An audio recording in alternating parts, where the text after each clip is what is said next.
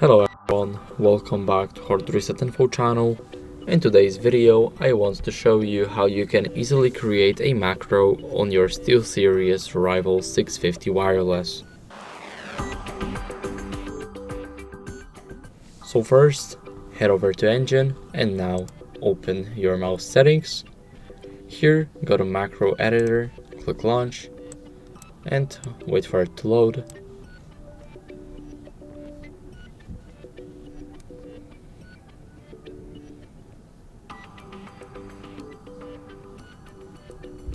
Now after it loaded up, simply you have a keypress macro right here. You can also click New and then keypress macro, text macro, and you can click Start and now click with your mouse to register.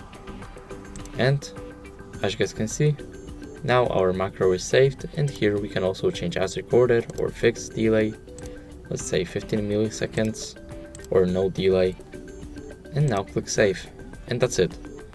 Thank you guys for watching, make sure to leave a like, subscribe, and see you in the next video. Bye.